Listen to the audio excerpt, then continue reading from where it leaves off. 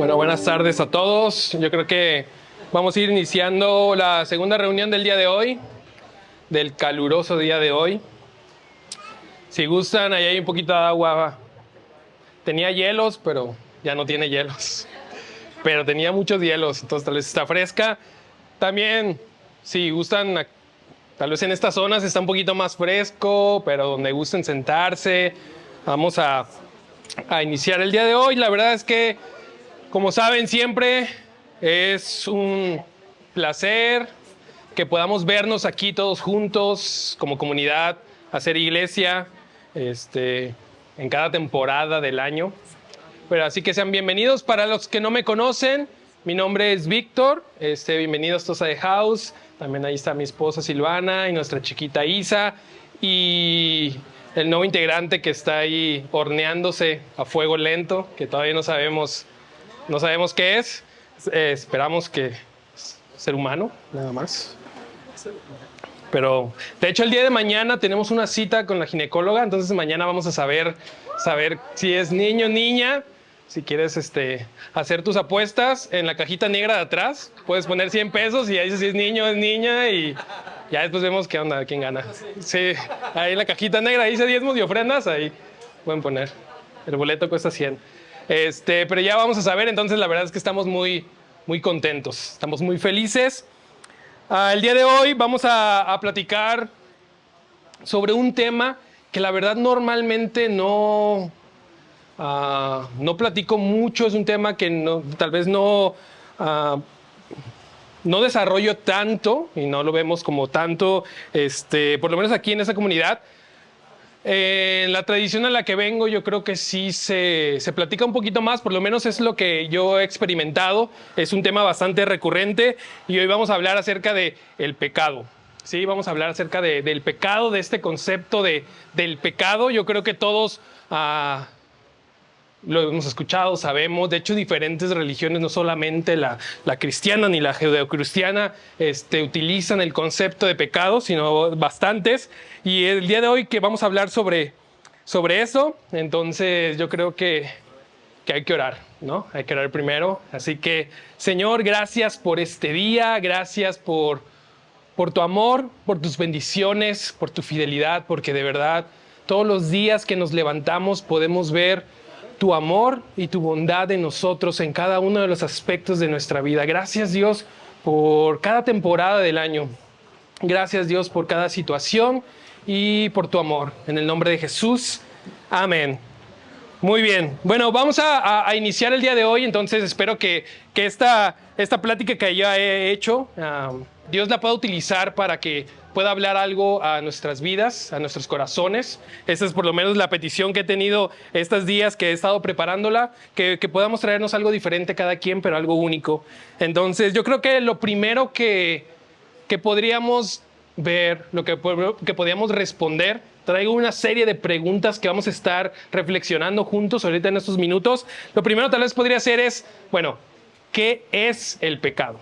¿No? Esa sería la primera pregunta que yo quiero que ahí tú en tu lugar te puedas hacer. ¿Qué es el pecado? Según lo que tú entiendes, ¿qué es el pecado? ¿Qué puede ser? ¿Cómo podemos definir el pecado? ¿Cuál puede ser este concepto de pecado?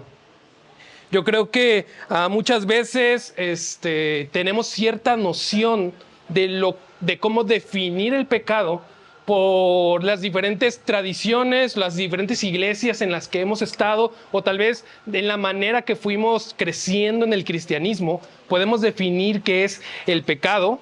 Muchas veces, tal vez, las primeras definiciones o las más comunes que se nos pueden venir es que el pecado puede ser una lista de cosas que no debemos de hacer, ¿no? Una lista de cosas que tal vez están mal que hagamos. Eso podría ser la primera definición. Tal vez también podría ser una serie de prohibiciones también. Tal vez también podría ser algo como lo que no le agrada a Dios, lo que estar lejos de Dios. Y muchas veces podemos definir entonces tanto el pecado o la persona que comete un pecado, también la podemos definir de esta manera.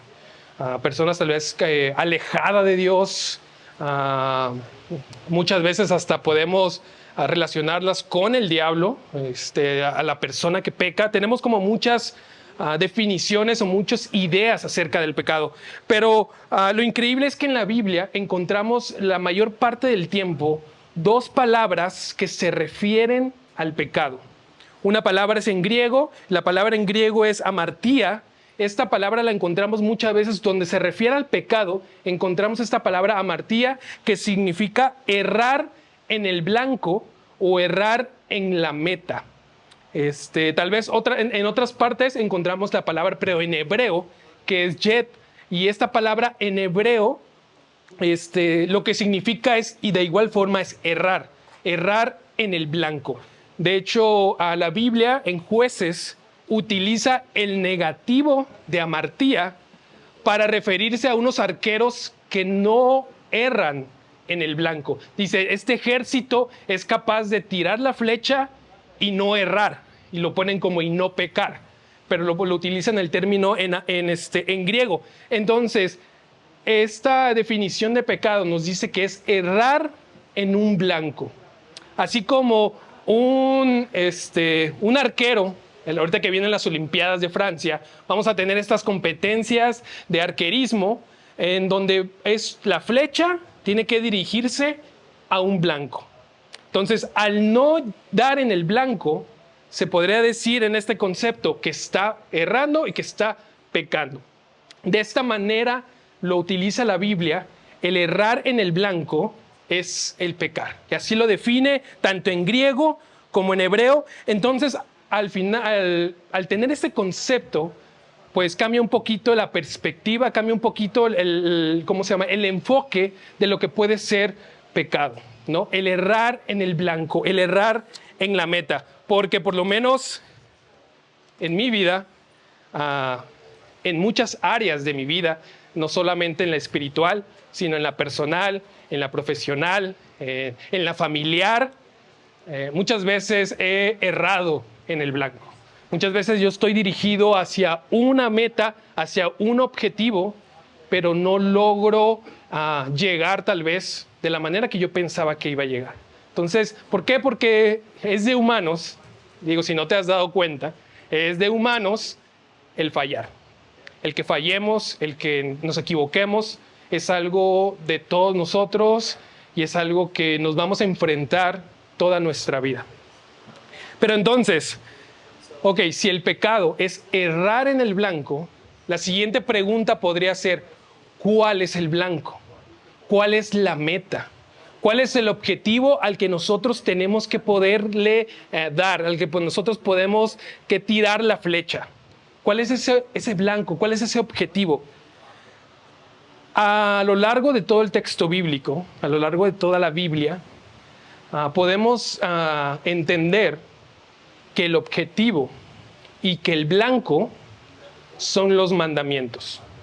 Los mandamientos que vemos en la Biblia son el blanco y son la meta a la que Dios quiere que nuestra flecha pueda llegar y dar ahí, en estos mandamientos. Estos mandamientos son estos mandatos, obviamente dados por Dios a la humanidad, y los vamos encontrando a lo largo de todo el texto bíblico. Los primeros dos mandamientos los encontramos en Génesis. El primero de ellos es, pues, crezcan y multiplíquense. Una vez que crea al ser humano, le dice, crezcan y multiplíquense, como el primer mandamiento. Después, más adelante, unos capítulos más adelante, encontramos el segundo mandamiento que se nos presenta en la Biblia, que es, pueden comer de todos los árboles, excepto del árbol del bien y el mal. Entonces, poco a poco se nos van presentando ciertos mandamientos en la Biblia, ¿no? Esos mandatos de Dios que da Dios a la humanidad.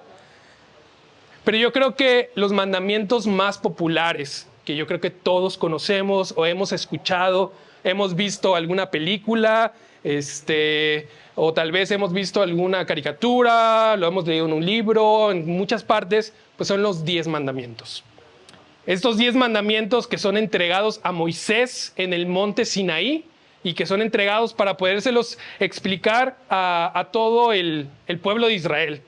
Si tú has crecido en un ambiente cristiano y cristiano hablando evangélico, protestante, conservador, católico, hemos visto estos 10 mandamientos. Y de hecho muchas veces nos hicieron que nos los aprendiéramos de memoria. Tenemos que aprendernos los 10 mandamientos, tal vez los escribimos, hicimos alguna actividad. Y yo creo que todos nos aprendimos estos 10 mandamientos y todos podemos citar por lo menos la esencia de estos 10 mandamientos. La verdad es que no creo que los pudiera decir de memoria ya, porque se olvidaron, pero sí sé cada uno de ellos cuáles son, así como exactamente recalcados, como dice la Reina Valera, no lo creo poder citar, pero conocemos los 10 mandamientos. Después de estos 10 mandamientos, nos encontramos con el libro de Levítico. El libro de Levítico nos viene y nos presenta una serie de mandatos, una serie de leyes que están destinadas al pueblo de Israel. Hay una situación en Levítico. A veces encontramos leyes muy raras, o sea, como extrañas. O sea, lees la ley y dices, bueno, esto como ¿por qué? ¿No? ¿Por qué prohibía esto o por qué mandaba hacer esto? Tal vez algunas, les quiero compartir unas poquitas de que encontramos en Levítico. Dice, no recortes el cabello de manera circular, ni la barba con picos. En Levítico 19:27. Entonces, pues tú lo lees, esta ley, y dices, bueno, es extraño, ¿no? Cuando nosotros leemos esta ley en nuestra actualidad, en nuestro contexto, pues se podría hacer algo raro, como no me voy a cortar el cabello de una forma, cómo no me voy a dejar la barba de otra forma. O sea, ¿qué podría ser el objetivo de esta ley? También encontramos otra ley que les decía, no mezclen un animal, no crucen un animal con otro. Dice, ni se vistan con vestidos de 2 hilos. O sea, no mezclen los hilos para vestirse. Entonces también tú lo lees ahorita y dirías, bueno, ¿qué clase de ley es esa? Como yo creo que toda mi ropa es mezclada de hilos, ¿no? Está toda completamente mezclada en hilos. Entonces, ¿cuál sería el objetivo de esta ley? Cuando nosotros lo leemos en nuestro contexto, en nuestra actualidad, es muy probable que estas leyes sean algo extrañas. Pero hay que recordar una cosa, el pueblo de Israel era un pueblo nómada, es decir, era un pueblo que no se sentaba en un lugar, sino que iba caminando constantemente. Lo vemos desde Abraham, que Dios le dice a Abraham, agarra tus cosas y empieza a moverte porque yo te voy a llevar a la tierra prometida. En el Éxodo lo vemos, vamos a transitar por el desierto. Entonces, el pueblo de Israel era un pueblo que estaba constantemente en movimiento. El tener ropa que no estuviera mezclada con hilos era una ropa de mucha mejor calidad y que podía durar mucho más tiempo. Entonces, para evitar que esta ropa se rompiera, se rasgara tan rápido, pues era preferente tener una vestidura pura en su hilaje. Entonces, al tener esto, era en favor al pueblo de Israel. Lo mismo con los animales. Los animales tenían que poder ser animales puros, de raza pura, para que pudieran aguantar, para que fueran fuertes, para que pudieran cruzar el desierto con ellos y no hubieran escasez de estos animales. Entonces, cuando empezamos a leer las leyes en el contexto en el que se escribieron, pues estas leyes empiezan a tener más sentido. Había una ley del anatema que decía que cuando conquistaras un lugar, quemaras todo. Y todo era todo. Entonces, ahorita en nuestra actualidad lo leemos y decimos, bueno, creo que es un poco extremo el hacer esto, ¿no? Pero Dios lo que estaba diciendo era, en este tiempo, la manera que los pueblos se hacían ricos era por medio de la conquista. Entonces, pueblos como Persa, como Asiria, como los babilónicos, ellos iban conquistando lugares y se iban quedando con los botines, con los esclavos, con las personas, con los animales, y empezaban a hacerse un pueblo grande. Entonces, que Dios le dijera al pueblo de Israel, tú no hagas esto, o sea, tú si vas a conquistar una ciudad, tú no te puedes quedar con nada. Lo que estaba haciendo era evitar que vieran la conquista como una forma de enriquecerse. con una forma de obtener riquezas. Entonces, cada ley que empezamos a ver, cuando las entendemos en su contexto, tienen mayor sentido, tienen un mejor propósito, llegan a tener un corazón. Y la meta exactamente de estas leyes, si estas leyes son el objetivo, si son el lugar al que llegar, la meta de estas leyes nunca fue estar escritas o estar grabadas en una piedra para que nosotros nos las aprendamos y las digamos a diestra y siniestra. Quiero que vayamos a Romanos 2, 14 y 15. En Romanos, Pablo lo dice de esta manera. Dice, aún los gentiles, quienes no cuentan con la ley escrita de Dios, muestran que conocen esa ley cuando, por instinto, la obedecen aunque nunca la hayan oído. Ellos demuestran que tienen la ley de Dios escrita en el corazón, porque su propia conciencia y sus propios pensamientos o los acusan o bien les indican que están haciendo lo correcto. Entonces, el propósito de estos mandamientos y de estas leyes no era que estuvieran escritas en papel o en piedra, sino que estuvieran grabadas en el corazón y en la mente de las personas, de la humanidad. Ese era el propósito de estas leyes, que cuando pasara alguna situación, tú pudieras actuar conforme al corazón de Dios. En 2 de Corintios lo dice de esta manera, dice, y se ve claramente que ustedes son una carta escrita por Cristo mismo y entregada por nosotros. Una carta que no ha sido escrita con tinta, sino con el Espíritu del Dios viviente. Una carta que no ha sido grabada en tablas de piedras, sino en corazones humanos. Entonces, nuevamente, estas leyes deberían estar escritas en el corazón. No es tanto en papel, no es tanto en piedra, sino en el corazón y en la mente para que podamos actuar conforme a esas leyes. Como iglesia, voy a generalizar, sé que siempre es malo generalizar, pero para la idea voy a generalizar. Como iglesia somos muy rápidos en sacar a la luz estas leyes que prohíben cosas que otros hacen. Somos muy rápidos en sacar leyes que dicen lo que la otra persona está haciendo mal. Y somos rápidos en decir, mira, en Levítico dice que eso está mal. En aquí dice que eso está mal. Esta ley dice que está... Y somos rápidos para sacar leyes que hablan de lo que otras personas hacen, de lo que otras personas viven, de lo que otras personas, es su cotidianidad. Y somos rápidos para sacar esas leyes. Pero ¿qué hacemos con las leyes que sí nos dicen lo que debemos nosotros hacer? ¿Qué hacemos con estas leyes que sí nos dicen cuál tiene que ser nuestra forma de comportarnos y de vivir? Voy a dar un ejemplo de unas cuantas leyes. No están aquí escritas.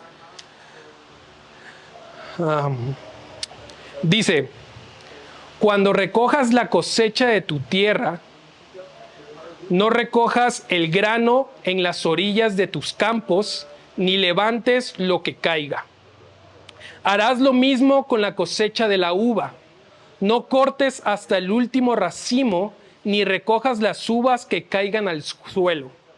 Déjaselas para los pobres y los extranjeros que viven entre ustedes.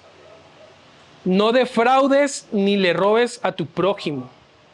No retengas hasta el día siguiente el salario de tus obreros contratados. No insultes al sordo ni hagas tropezar al ciego. No tuerces la justicia para favorecer al rico.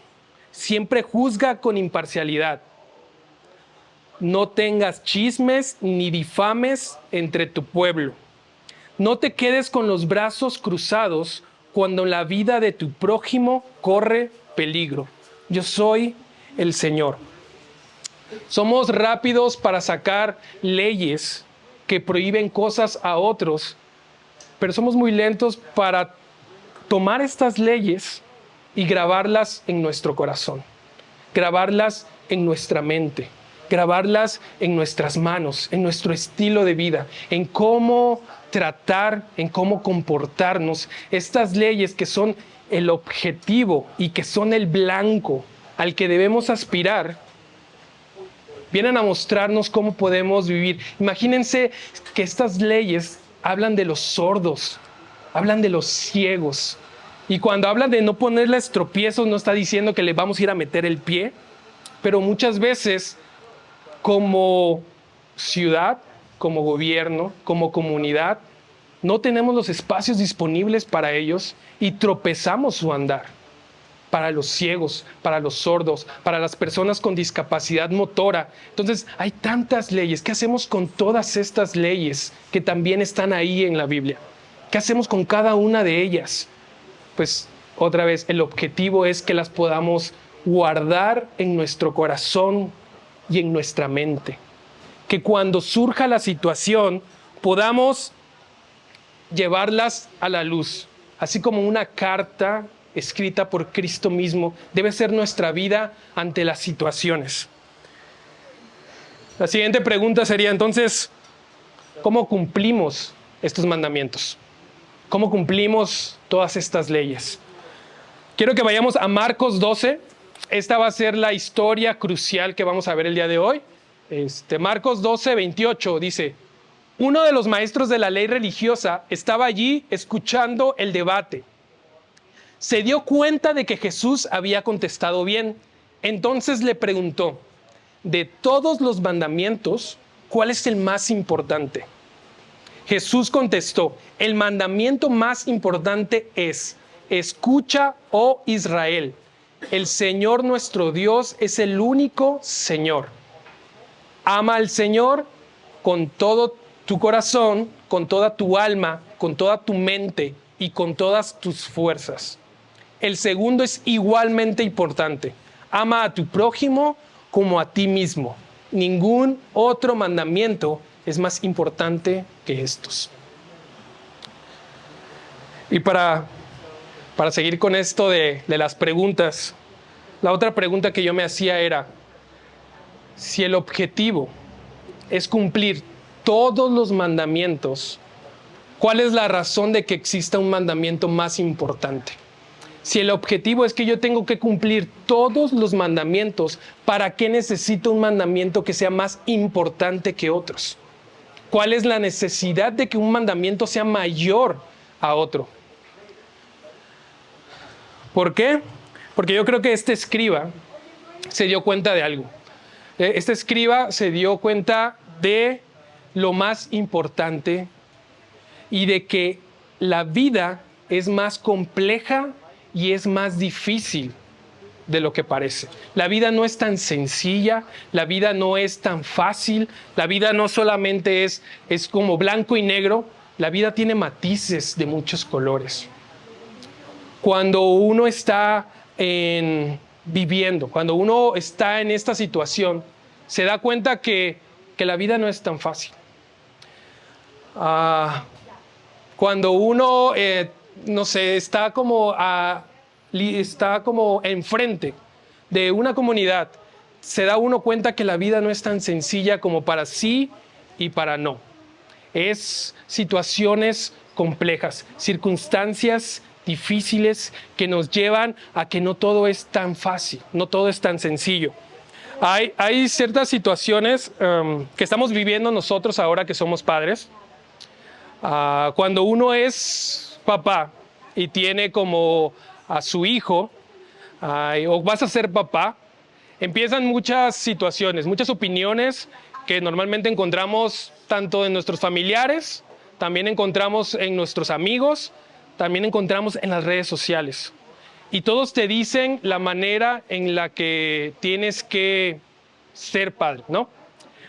Te dicen a veces lo más importante es cómo lo vas a alimentar, qué le vas a dar, su bebida, los pañales que vas a utilizar, el tipo de ropa que vas a utilizar, los juguetes que le puedes dar.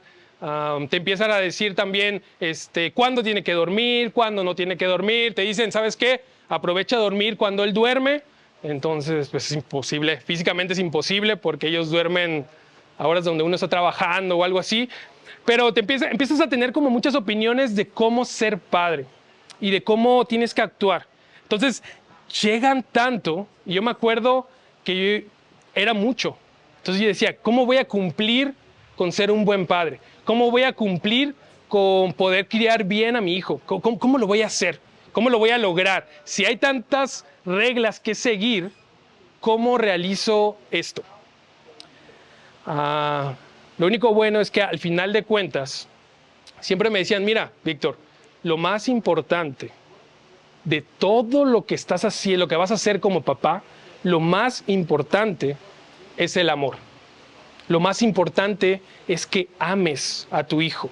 Lo más importante es que estés ahí para él. Lo más importante es que puedas prestarle atención. Lo más importante es que puedas estar. Entonces, al final de todas las cosas que se tenían que hacer y seguir, lo más importante era amar. Y yo creo que el escriba se había dado cuenta de esto. De tantas situaciones, de tantas cosas que tenemos que hacer, de tantos mandamientos que tenemos que seguir, ¿cuál es lo más importante? ¿Por qué? Porque muchas veces los mandamientos chocaban. Muchas veces para cumplir un mandamiento podías no estar cumpliendo otro mandamiento.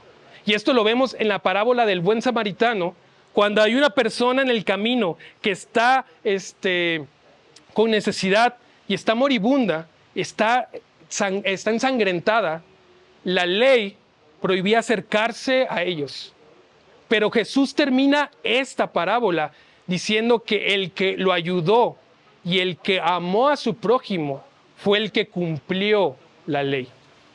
¿Por qué? Porque el amor era el mandamiento más importante. De todo lo que se podía hacer, al final, el amar era lo más importante.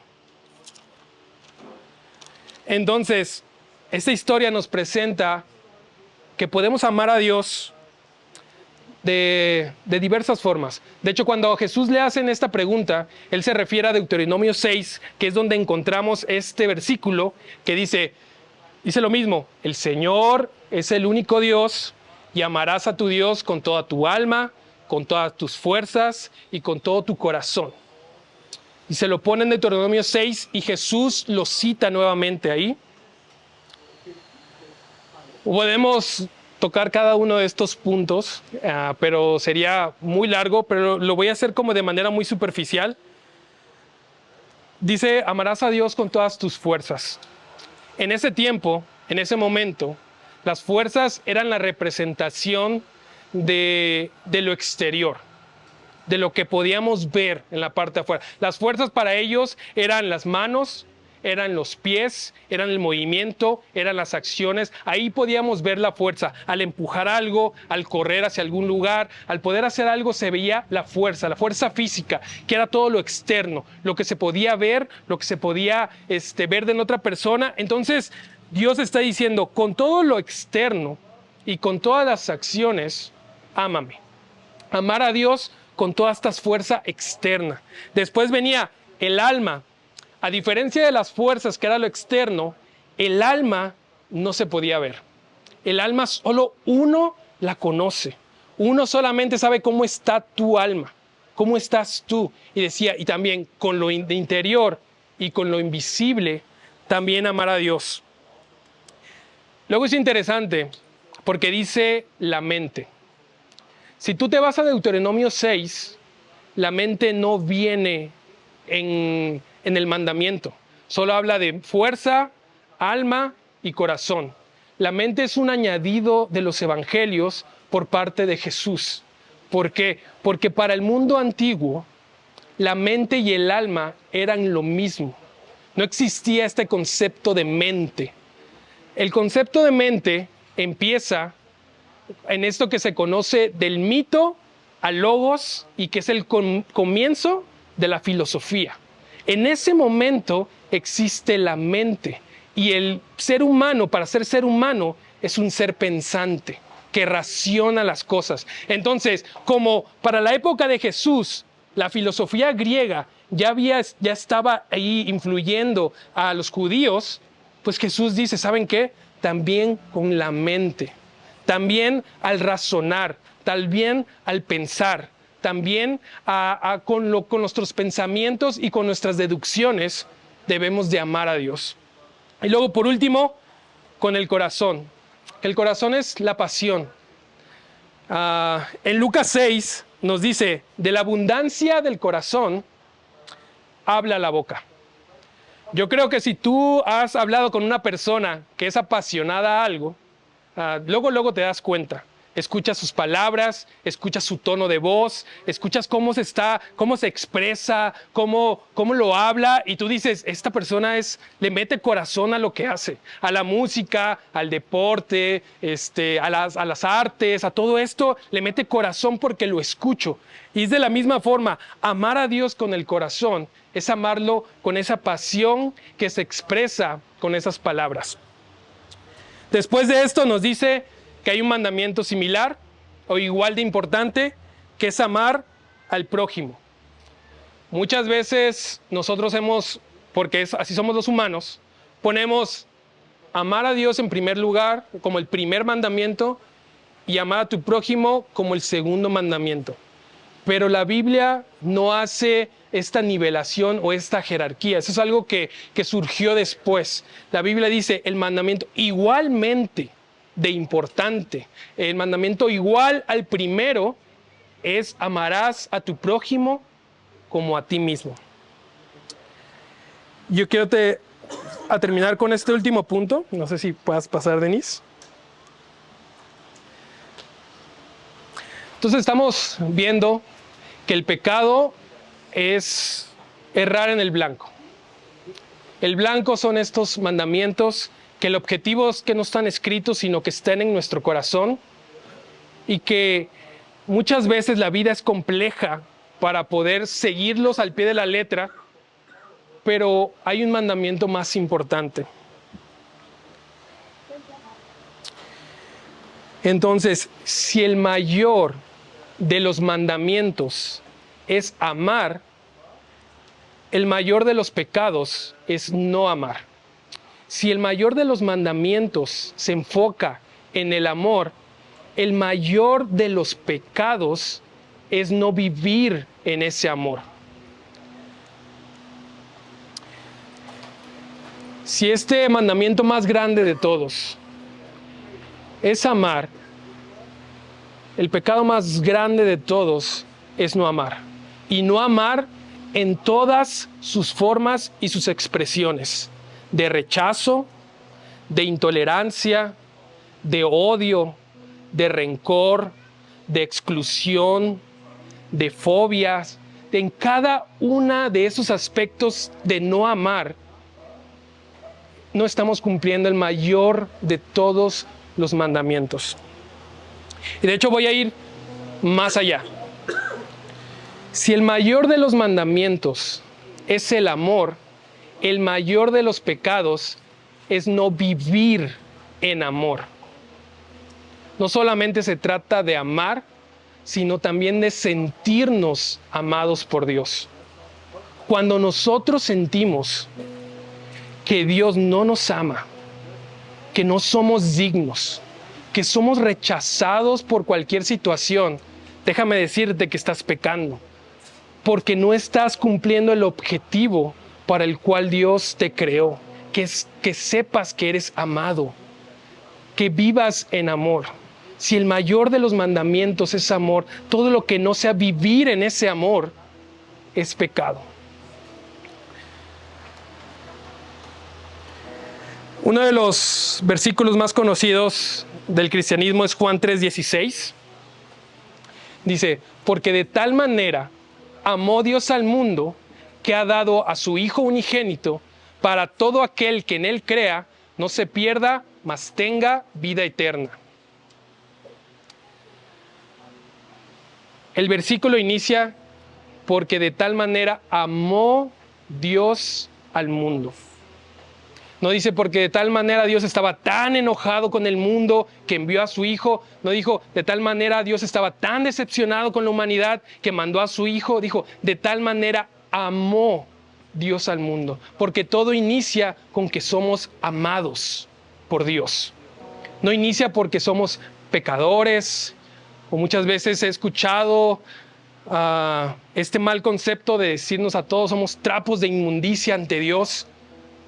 Dios cuando nos creó dijo, esto es bueno, es tan bueno que puedo descansar en lo que he hecho, porque todo inicia con el amor y con el amor que Dios te tiene a ti, sin importar las cosas, sin importar las situaciones. Lo que Dios quiere que tengas como objetivo, como meta, como blanco, es que vivas en amor, que te sepas amado y que puedas vivir amando a otros de la misma manera.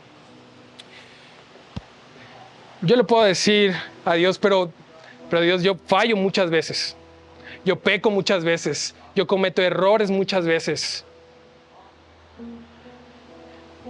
Pero la esperanza es que donde abunda el pecado, sobreabunda la gracia. Donde parece que hay más pecados, es donde la gracia más actúa, donde el amor de Dios más ilumina, donde parece que está más oscuro, es donde la luz es más intensa para nuestras vidas. Yo creo que pueden ustedes más adelante leer 1 Corintios 13, lo pueden leer todo, la verdad es que es uno de mis pasajes favoritos, pero la forma en que termina 1 Corintios 13 es así, dice, 3 cosas durarán para siempre, la fe, la esperanza y el amor, y la mayor de las 3 es el amor. Una vez más, la mayor de todas las cosas es el amor. Cuando vivamos nuestra vida tan compleja y tan difícil, y se nos vengan tantas opiniones, tantos pensamientos de que no sabemos cómo actuaríamos, recordemos que el mandamiento más importante es una vida de amor. Es una vida de amar y es una vida de sentirse amado. Yo no sé si alguna vez has leído o has escuchado Eclesiastés. Es un libro muy raro, con una sabiduría muy extraña. Pero la forma de, para mí, resumir Eclesiastés es una vida sin amor. Una vida que puede hacerlo todo. Tenía todo el dinero del mundo, tenía todas las fiestas del mundo, tenía todos los amigos, las personas, las influencias, los viajes, tenía todo, pero Eclesiastés siempre termina, todo esto es vano. No siento nada, porque es una vida sin amor. Porque sin el amor, nada somos. No importa tu denominación, tu teología, si eres conservador, si eres fundamentalista, carismático, protestante, liberal, pero si tú las cosas que haces no las haces con amor, nada sirve de nada. Amando a Dios, amándonos a nosotros y amando al prójimo. Yo quiero que nos quedemos con eso. Si quieres ponerte en pie, vamos a terminar con unas canciones.